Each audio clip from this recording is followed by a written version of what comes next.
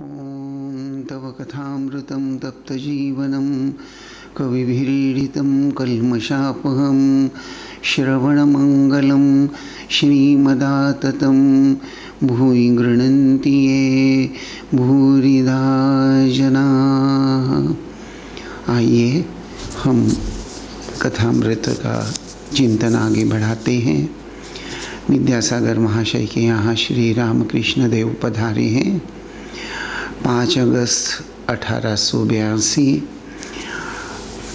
सप्तम परिच्छेद के अंतर्गत यह जो चतुर्थ भाग है, जिसका शीर्षक है ज्ञान एवं विज्ञान, अद्वैतवाद, विशिष्ट अद्वैतवाद तथा द्वैतवाद का समन्वय।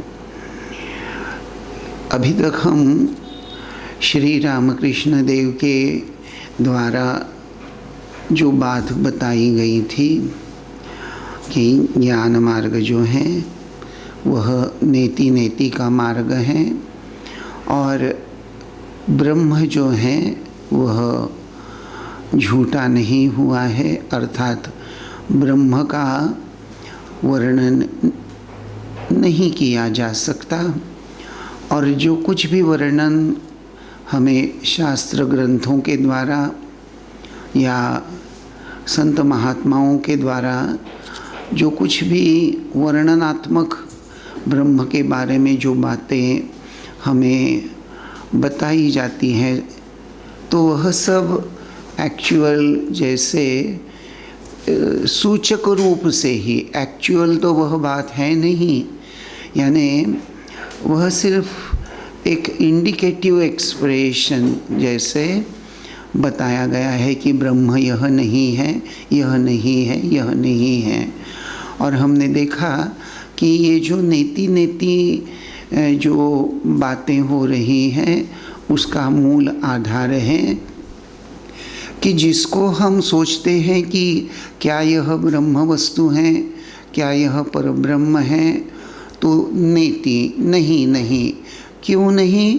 क्योंकि वह परिवर्तित हो जा रहा है, उसमें बदलाव आते जा रहे हैं। तो जो कुछ भी बदलाव, परिवर्तन हो जाता है वह नित्य वस्तु नहीं हो सकती, वह अनित्य हो जाती हैं। तो यह सब बातें श्री रामकृष्ण देव ने विशेष रूप से समझाई हैं।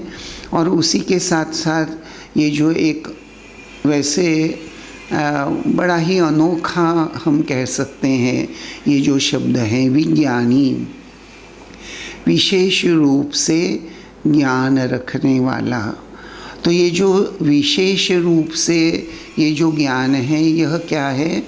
तो श्री रामकृष्ण देव एक सीढ़ी और छत की एक सिंबॉलिज्म इस्तेमाल करते हुए हमको समझाते हैं कि हमको छत पर जाना है तो एक एक सीढ़ी पार करते हुए, चढ़ते हुए हमको अंतिम सीढ़ी तक पहुंचना है। और फिर अंतिम सीढ़ी पर पहुंचने के बाद ही हम छत का दर्शन कर सकते हैं, छत पर टहल सकते हैं, छत को स्पर्श कर सकते हैं और छत पर जाकर दिखाई देने वाला विहंगम सुंदर दृश्य भी देख सकते हैं। तो यहाँ श्री रामकृष्ण विज्ञानी की बात प्रस्तुत करते हुए कहते हैं कि जब छत पर पहुँच गए, छत को स्पर्श किया, देखा, छुआ और तब पता चला, एक ज्ञान हुआ कि जिस ईंट, चूना, सुर्खी लेकर छत बनी है उसी से ही सीढ़ी भी बनी हुई है। अर्थात यह जो विज्ञानी है जो अनुभव कर रहा है, देखिए ये किताबी बात नहीं है, actually he is experiencing what he is experiencing. क्या अनुभव कर रहा है ये ब्रह्मज्ञानी? वह देख रहा है कि उसके भीतर, उसके देह मन को अवलंबन कर जो चैतन्य है, जो आत्मा है वह आत्मा ही सभी में रमा हुआ है। जैसे छत पर से जब हम सीढ़ी की तरफ देखते हैं नीचे झुककर, तो पता चलता है कि अंतिम सीढ़ी भी ईंट चूना सुर्खी से बनी हुई है, उसके नीचे की सीढ़ी भी और सबसे नीचे की सीढ़ी भी।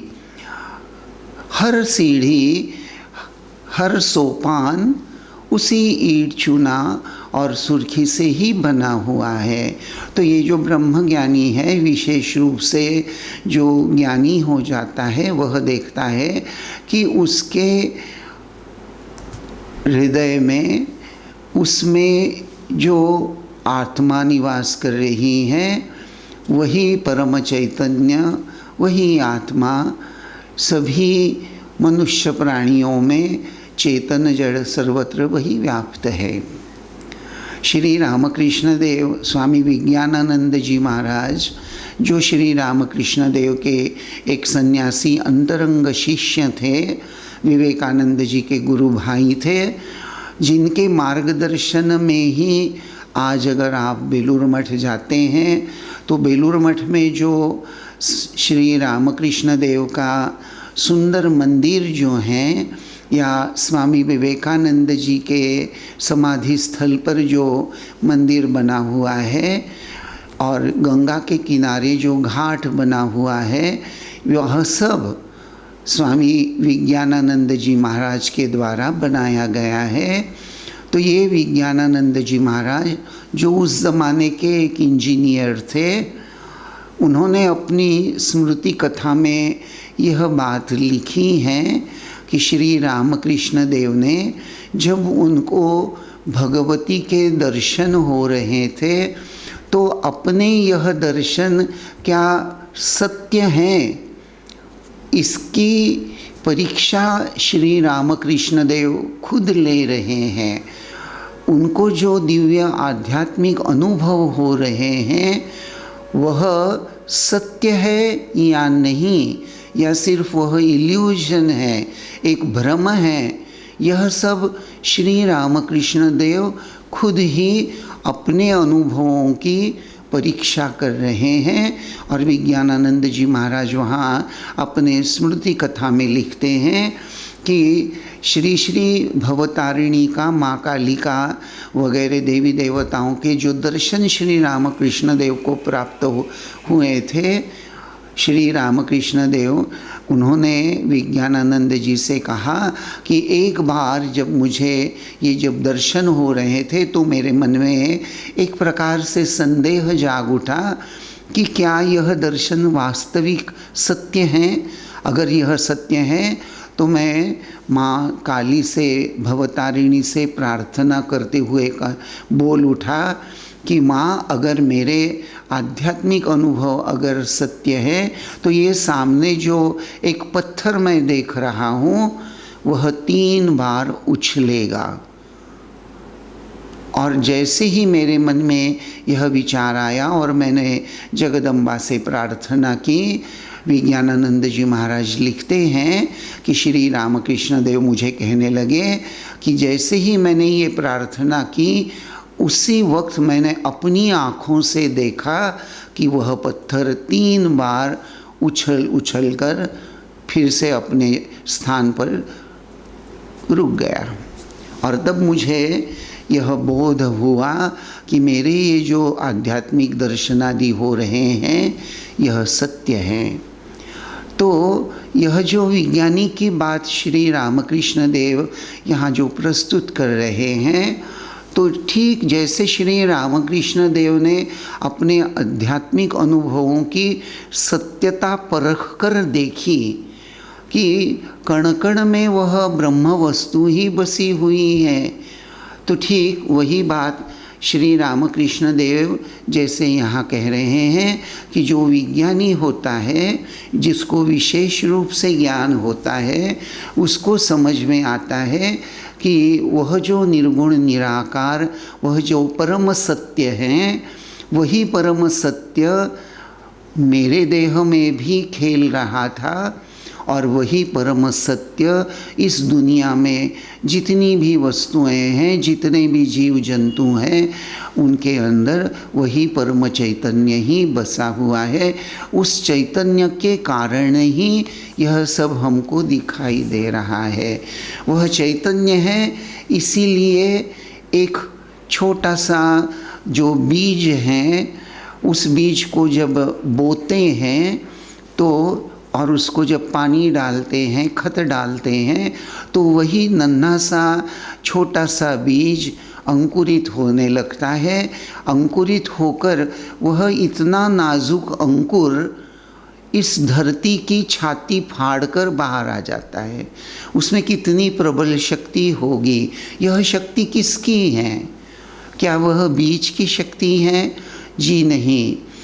जैसे श्री रामकृष्ण देव यह समझाना चाह रहे हैं कि ये जो बीज में इवन धरती की छाती अर्थात धरती को छेद देकर अंकुर जो बाहर आता है और फिर उस अंकुर से धीरे धीरे कौंपले निकलते हैं, धीरे धीरे ये अंकुर से नन्ही नन्ही सी जड़ें निकलना चालू हो जाती हैं, रूट्स, और ये जो जड़ें हैं फैलती जाती हैं और धरती से नाइट्रोजन, मिनरल्स, पानी इत्यादि सब ग्रहण करते हुए धीरे धीरे वह पौधा वटवृक्ष में, महान वृक्ष में रूपांतरित हो जाता है।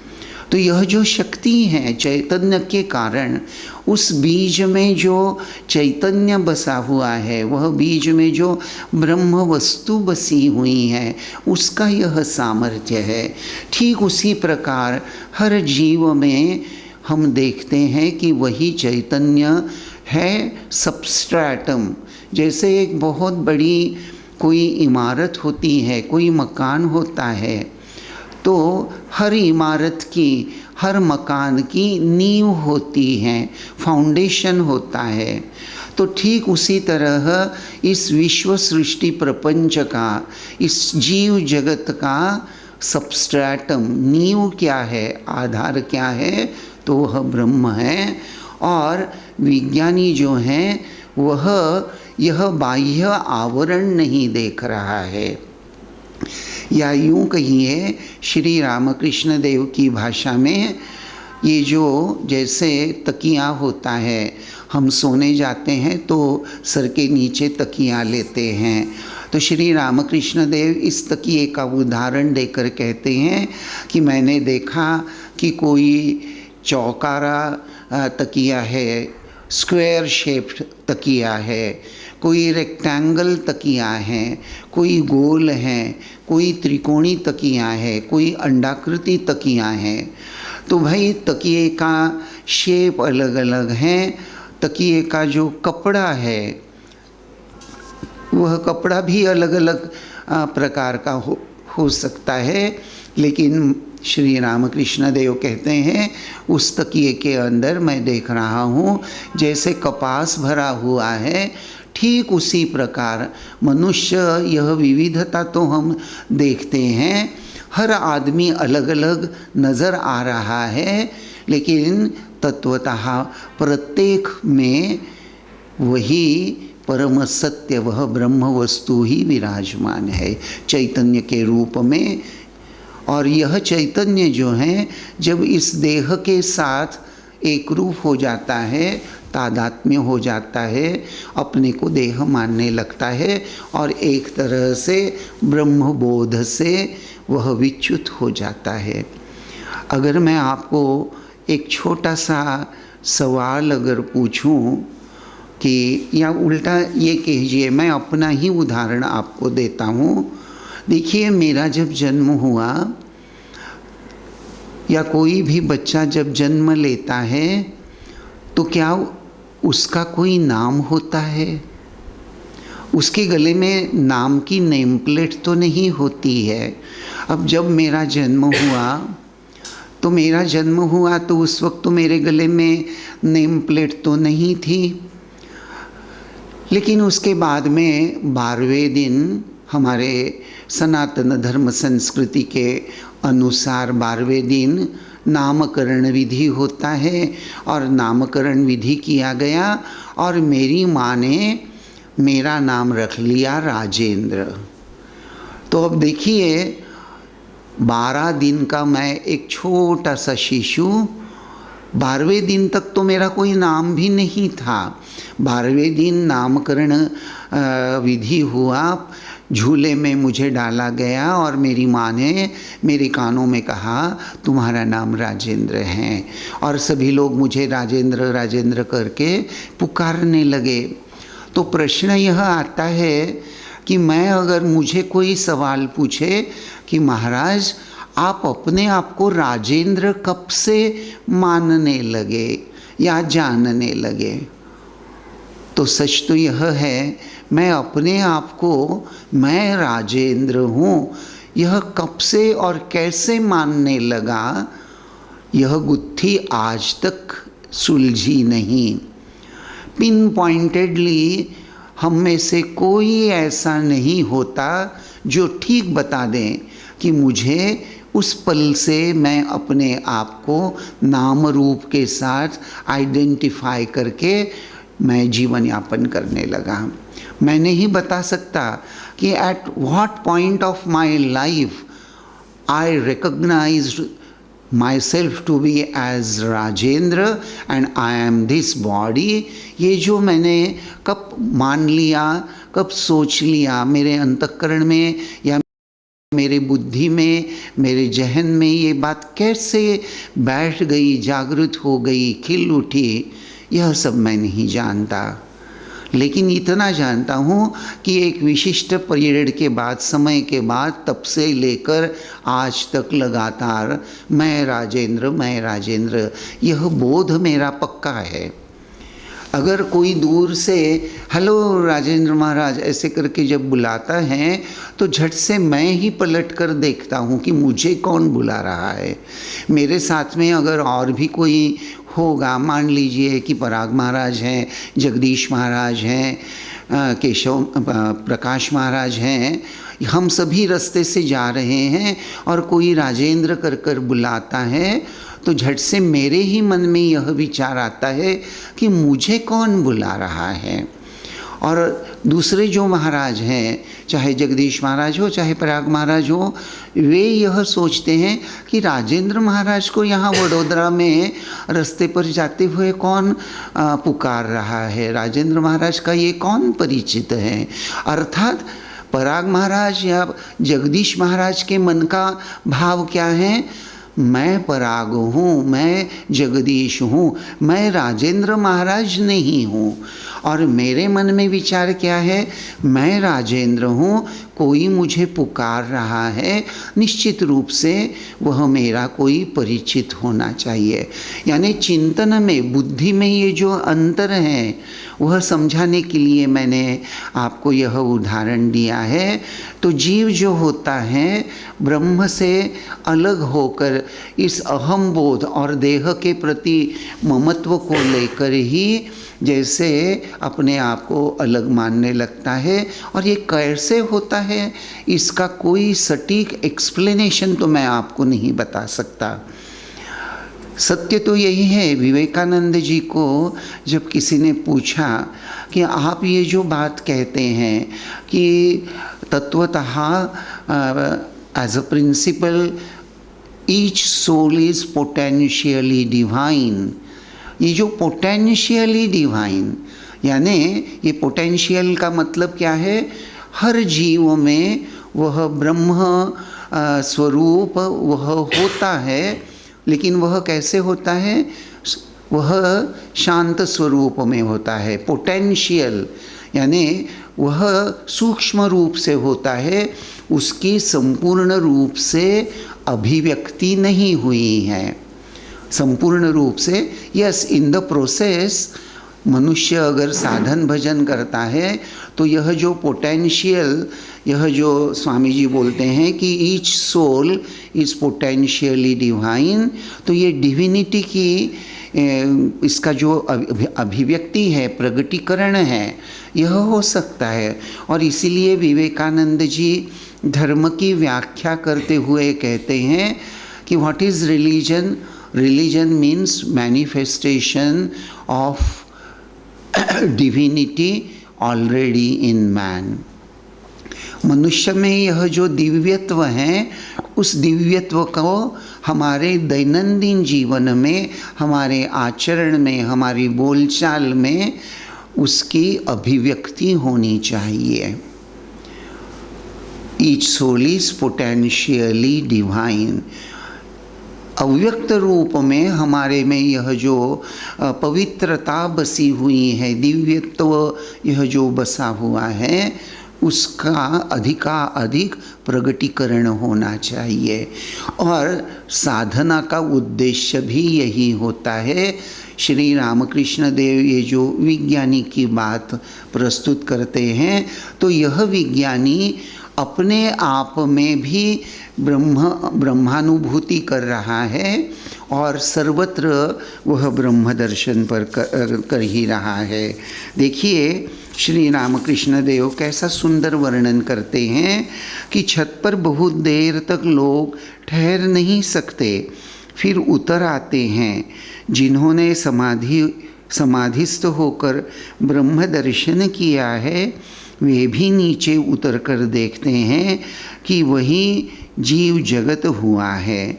सारे ग म प ध नी में चरम भूमि में बहुत देर तक रहा नहीं जाता, अहम नहीं मिटता।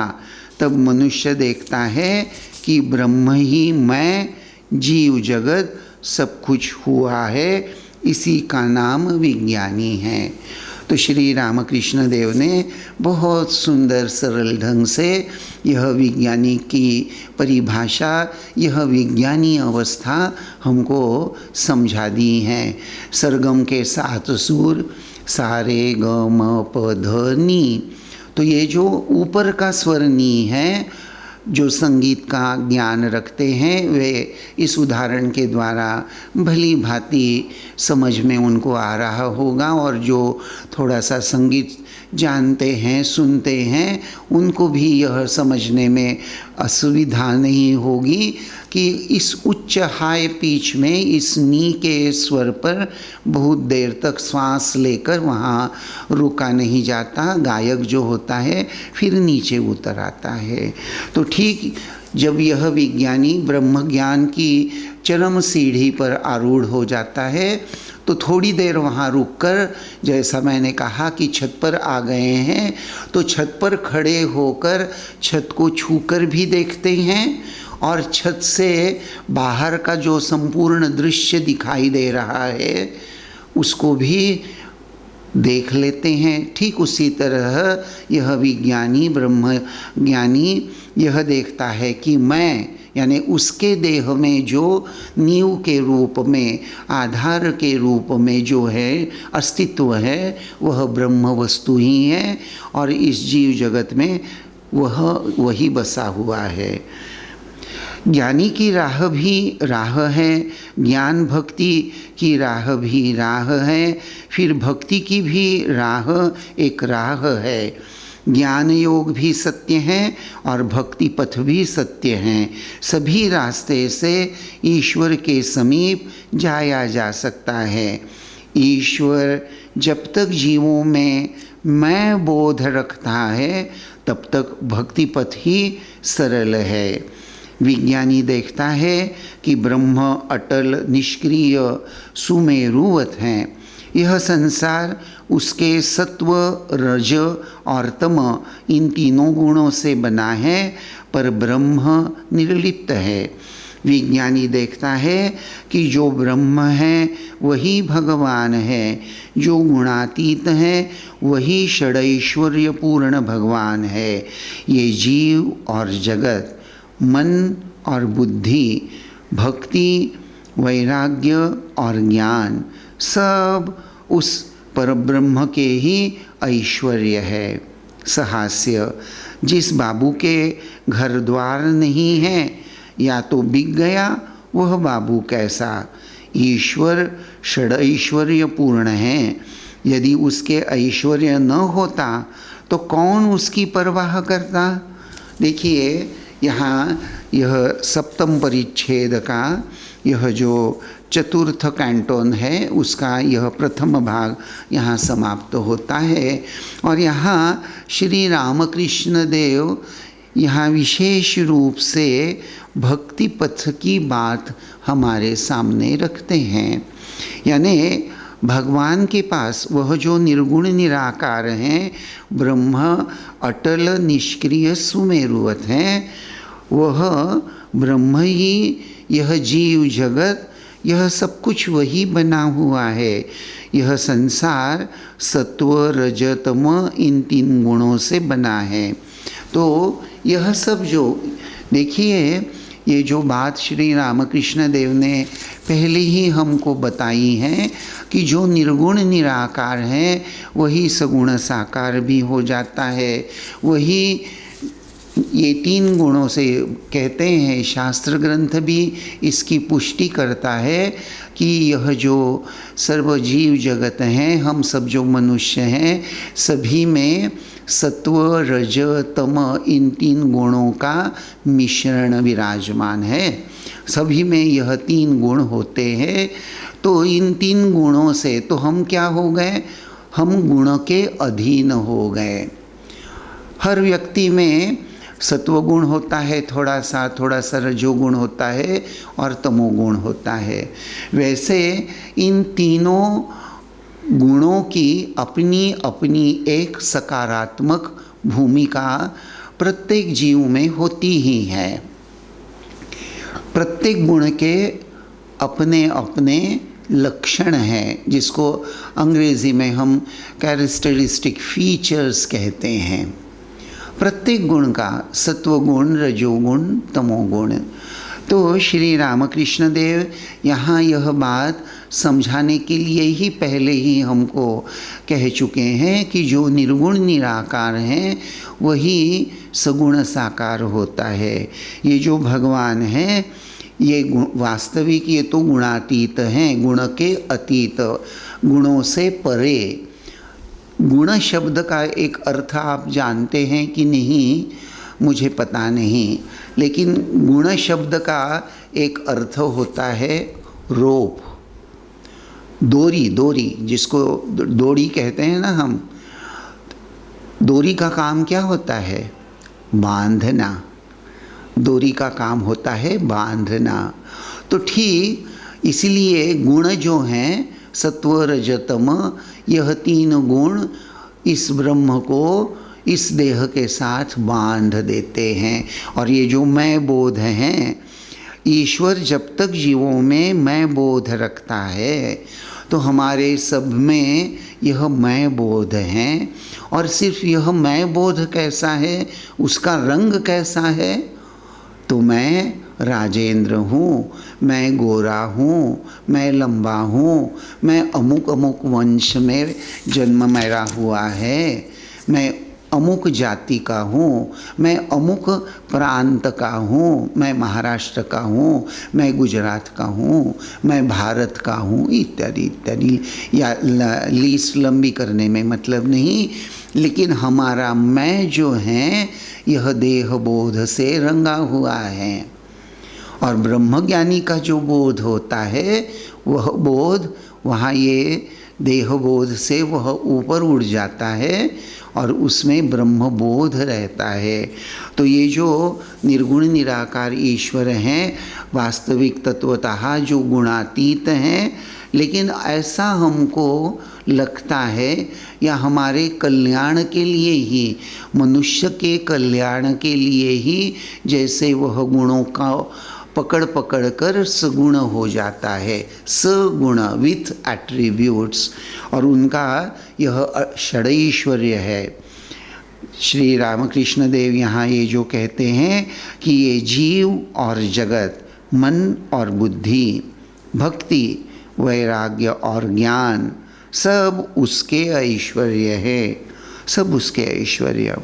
तो ये ऐश्वर्य षडैश्वर्य पूर्ण भगवान, सगुण ईश्वर, और हमारे सनातन धर्म की ये विशेषता कि यह सगुण साकार भगवान भी और एक नीचे पादान पर उतर कर आकर नर रूप धारण करते हैं, अवतार रूप में जन्म लेते हैं।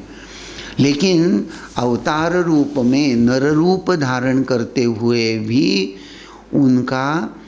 उनके अंतःकरण में, उनके बुद्धि में मैं ब्रह्म स्वरूप हूँ, सच्चिदानंद स्वरूप हूँ, मैं देह नहीं हूँ, मैं मन नहीं हूँ, अर्थात मुझ में यह जो मैं है, यह मैं वास्तविक एक भ्रम है और मैं सत्यमय तो वह ब्रह्म वस्तु ही एकमेव सत्य है। ब्रह्म एक ही सत्य है, मृत्तिका एव सत्यम।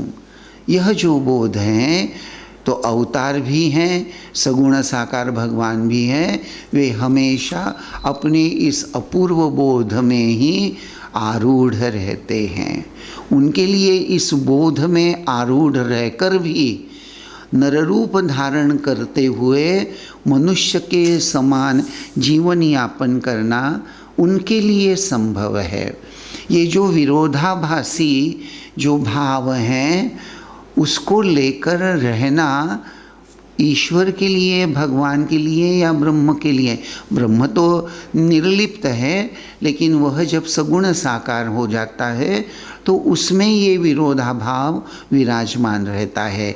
जीव में ये दोनों बातें एक ही समय विद्यमान नहीं रह सकती और इसीलिए साधक की दृष्टि से कबीरदास जब यह कहते हैं कि जहाँ काम तहाँ राम नहीं, हमारी अवस्था कैसी है, हम इस देह को और संसार को जैसा देख रहे हैं उसी को सत्य मान बैठे हैं और उसी को पकड़कर चल रहे हैं, लेकिन वह जो उसमें ब्रह्म चैतन्य जो बसा हुआ है उसकी अनुभूति हमको नहीं हो रही है। अर्थात हम सिर्फ इस देहबोध को लेकर ही सचेतन है, ऐसा अगर कहें सामान्यतः तो गलत नहीं होगा। लेकिन अवतार या परब्रह्म जो हैं या निर्गुण निराकार जो सगुण साकार होते हैं, वे जैसे मानव देह को पकड़कर लीला कर रहे हैं उसी तरह वे जानते हैं कि यह मानव देह यह वास्तविक परम सत्य नहीं है और अपने सत्य स्वरूप की उपलब्धि उन्हें बिल्कुल करतल अम्लकीवत रहती हैं। अर्थात वे बड़े सहजता से, जैसे श्री रामकृष्ण देव ने यह जो उदाहरण दिया है सारे ग म प ध नि सा, तो बिल्कुल सहजता से सा से लेकर वे नी पर चले जाते हैं और नी पर से बड़े सहजता से सा पर उतर आते हैं। तो जीव बोध से ईश्वर बोध में और ईश्वर बोध से एकदम से परब्रह्म बोध में स्थिर रहकर भी तुरंत फिर से देह बोध में मनुष्य भाव में उतर आना सिर्फ उनके लिए ही संभव होता है। श्री रामकृष्ण देव के चरित्र का अगर आप अध्ययन करें तो वहाँ एक बहुत सुंदर और बहुत ही विशेष शब्द प्रयोग किया गया है। श्री श्री जगदम्बा ने श्री रामकृष्ण देव को आदेश दिया कि तुम भावमुखी रहो। भावमुखी रहना, जैसे घर की दहलीज होती हैं तो दहलीज पर खड़ी हुई व्यक्ति अगर चाहे तो आंगन में भी आ सकती हैं और चाहे तो घर के अंदर भी प्रवेश करने की क्षमता रखती हैं। उसके लिए ये बाजू या उस बाजू घर में या बाहर आना जाना बिल्कुल सहज है। लेकिन हम लोग कैसे हैं? हम लोग या तो घर के अंदर हैं, इस देह रूपी कमरे में हमारा चैतन्य बसा हुआ है, कंडीशन्ड है, इस कमरे में ही हम रहते हैं, इस कमरे के बाहर जाना हमारे लिए संभव नहीं है। लेकिन अवतार पुरुष जो होते हैं वे दहलीज पर खड़े हैं। They are so capable, either they can enter the house और they can go out in the open field. यह उनकी अपूर्व क्षमता है। और यही बात यहाँ श्री रामकृष्ण देव अपनी सहज शैली में बहुत साधारण लेकिन बड़ी ही इफ़ेक्टिव, जिसको कहना चाहिए, कहते हैं कि ईश्वर षडैश्वर्य पूर्ण है। देखो ना, यह जगत कैसा विचित्र है। कितने प्रकार की वस्तुएं, चंद्र, सूर्य, नक्षत्र, कितने प्रकार के जीव इसमें हैं, बड़ा छोटा, अच्छा बुरा। किसी में शक्ति अधिक है, किसी में कम। विद्यासागर, क्या ईश्वर ने किसी को अधिक शक्ति दी है और किसी को कम? श्री रामकृष्ण, वह विभु के रूप में सब प्राणियों में हैं, चींटियों तक में हैं, पर शक्ति का तारतम्य होता है। नहीं तो क्या कोई 10 आदमियों को हरा देता और कोई एक ही आदमी से भागता है? और ऐसा न हो तो भला तुम्हें ही सब कोई क्यों मानते हैं? क्या तुम्हारे 2 सींग निकले हैं? औरों की अपेक्षा तुम में अधिक दया है, विद्या है, इसीलिए तुमको लोग मानते हैं और देखने आते हैं। क्या तुम यह बात नहीं मानते हो? विद्यासागर मुस्कुराते हैं।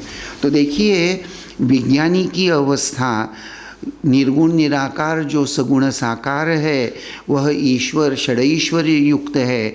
इसका सब वर्णन करने के बाद श्री रामकृष्ण देव एक बहुत महत्वपूर्ण प्रश्न की ओर हमको ले जाते हैं। और देखिए, विद्यासागर महाशय ने भी प्रश्न कितना सुंदर पूछा है। क्या ईश्वर ने किसी को अधिक शक्ति दी है और किसी को कम? अर्थात यह जगत जो है, जिसमें इतनी विविधता है, तो इस विविधता के पीछे आधार के रूप में वह ब्रह्म है, और उस ब्रह्म के साथ ही वह जो ब्रह्म शक्ति हैं, जो अभेद होती हैं। तो जहाँ ब्रह्म है वहाँ ब्रह्म शक्ति भी है। और शक्ति के तारतम्य से, अर्थात शक्ति की ये जो विविधता है, किसी में कम शक्ति है, किसी में ज़्यादा होती हैं। श्री रामकृष्ण देव यह जो उदाहरण देते हैं, वे जब कहते हैं कि विभु के रूप में सब प्राणियों में है, ब्रह्म और ब्रह्म शक्ति सभी प्राणियों में है, चींटी में भी वह ब्रह्म शक्ति है और वह ब्रह्म है, पर शक्ति का तारतम्य होता है। अर्थात किसी में शक्ति का प्राबल्य अधिक है तो किसी में कम। और उदाहरण के लिए श्री रामकृष्ण देव समझाते हुए कहते हैं, नहीं तो क्या कोई 10 आदमियों को हरा देता है? अर्थात हम देखते हैं कि कोई आदमी इतना ताकतवर होता है कि वह एक ही 10-10 आदमियों के साथ फाइट करता हुआ उन 10 आदमियों को हरा देता है। आजकल के सिने जगत में तो ये बात बड़े ही अधिक रूप से बढ़ा चढ़ा कर दिखा देते हैं। आप लोगों ने सिनेमा में तो देखा ही होगा, आजकल के हीरो, अकेले हीरो 2500 आदमियों को एक साथ फटाफट मारकर खड़े हो जाते हैं। मजाक से कह रहा हूँ, माफ़ कीजिएगा, लेकिन यहाँ श्री रामकृष्ण देव यह जो उदाहरण दे रहे हैं। और देखिए, कोई एक आदमी 10 आदमियों को अपनी शक्ति से हरा देता है, तो दूसरा आदमी, एक आदमी उस पर आक्रमण करने क्या आ जाता है, डर कर भाग जाता है। तो ये शक्ति का भेद तो है। तो विद्यासागर को श्री रामकृष्ण कहते हैं कि क्यों तुमको मिलने के लिए, तुम्हारी ये जो पॉपुलैरिटी हो गई है, तुम में दया अधिक है, विद्या अधिक है। और श्री रामकृष्ण देव की ये बातें सुनकर विद्यासागर मुस्कुराते हैं, अर्थात विद्यासागर इस बात को मान लेते हैं। शक्ति के आधार से यह तारतम्य अधिक होता है। तो आज बस यहीं रुकते हैं। ओम शांति शांति शांति। हरि ओम तत्सत। श्री राम कृष्णार्पणमस्तु।